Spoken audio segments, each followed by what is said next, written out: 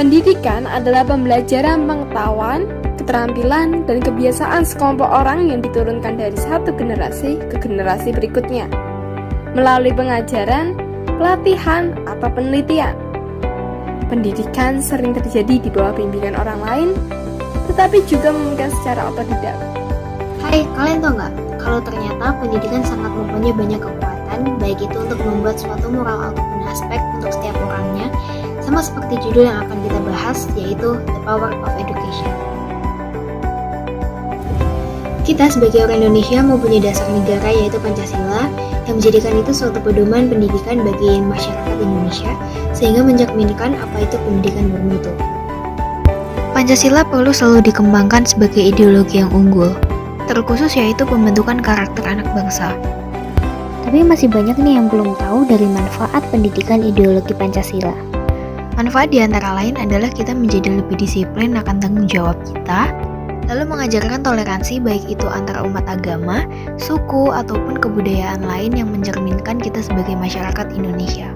Contoh kecil yaitu dengan mengikuti upacara bendera untuk menambah rasa budi pekerti serta moral kita terhadap bangsa. Dengan hal ini, sekolah-sekolah di Indonesia dapat menghasilkan atau meluluskan peserta didik ataupun anak bangsa yang berkualitas baik itu dalam akademik ataupun kompetisi lain dengan adanya pendidikan Pancasila ini. Setelah kita membahas tentang nilai-nilai Pancasila yang memiliki pengaruh kepada pendidikan di Indonesia, sekarang saya akan menjelaskan data grafik pendidikan di Indonesia dari SD hingga SMA sederajat dari tahun ajaran 2020-2021. Mayoritas atau sebanyak 24,84 juta siswa atau setara dengan 54,95% diantaranya merupakan siswa sekolah dasar atau biasa kita sebut anak SD.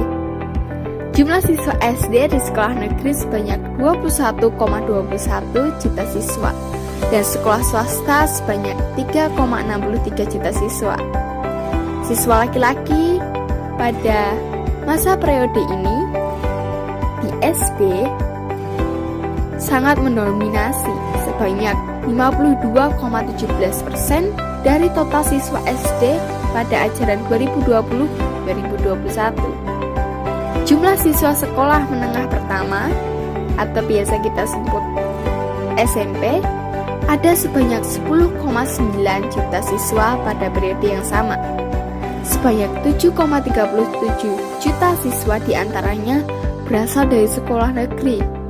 Siswa laki-laki juga mendominasi dalam jenjang pendidikan ini, yaitu sebanyak 51,41% dari total siswa SMP pada ajaran 2020-2021. Jumlah siswa menengah pertama atas atau yang biasa kita sebut dengan SMA sebanyak 5,1 juta siswa, mayoritas berasal dari sekolah negeri sebanyak 3,70 juta siswa.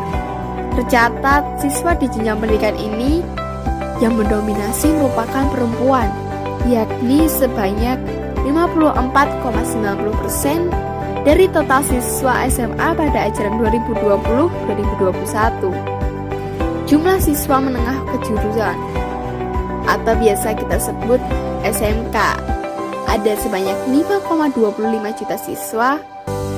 Jumlah siswa SMK swasta mendominasi, yakni sebanyak 2,88 juta. Siswa laki-laki mendominasi pada SMK ini sebanyak 57,93% dari total siswa SMK pada ajaran 2020-2021. Sekian, terima kasih. Dari grafik yang sudah dibuat sebelumnya, bisa kita lihat bahwa pendidikan yang ada di Indonesia bisa berkembang pesat dari zaman ke zaman. Kita bisa menggunakan teknologi yang ada saat ini karena adanya inovasi dari ilmuwan. Ilmuwan itu bisa mendapatkan inovasi teknologi karena pendidikan yang ia pelajari. Jadi pendidikan berperan penting, bahkan sangat penting bagi perkembangan sebuah bangsa.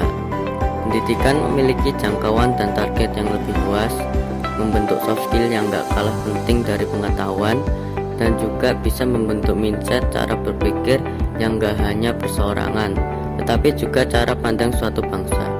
Hal ini yang membentuk suatu karakter bangsa. karakter yang terbentuk bergantung pada metode pengajaran yang dipakai. Jika sang guru membuka ruang untuk diskusi, maka para siswa akan terbiasa menyampaikan pendapatnya secara aktif.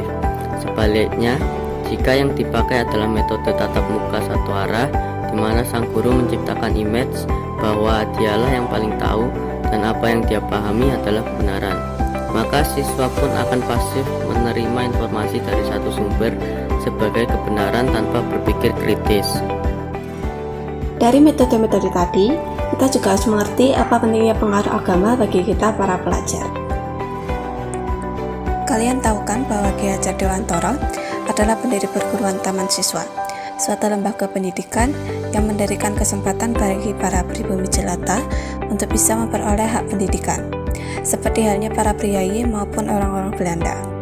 Nah, kita sebagai para pelajar yang baik, ada baiknya kita juga punya kualitas agama yang baik. Kita sebagai orang beriman dan sebagai pelajar, tentu saja punya hak dan kewajiban yang harus kita lakukan. Contohnya yaitu rajin beribadah, rajin mengerjakan tugas, dan hal lainnya. Maka dari itu, jangan sampai meninggalkan salah satu dari kedua hal tersebut. Pendidikan merupakan suatu kunci utama untuk mengubah karakter suatu muka bangsa menjadi lebih baik dan menjadikan kita pribadi yang berkualitas. Disinilah kita sebagai anak bangsa Indonesia sudah saatnya untuk mengembangkan pendidikan yang ada di Indonesia agar pendidikan Indonesia selalu maju dan sehingga bisa membentuk karakter suatu bangsa yang berkualitas serta berpikir kritis. Demikian video yang bisa kami sampaikan dan tayangkan. Semoga pendidikan di Indonesia bisa menjadi lebih baik dan bermanfaat bagi kita para pelajar.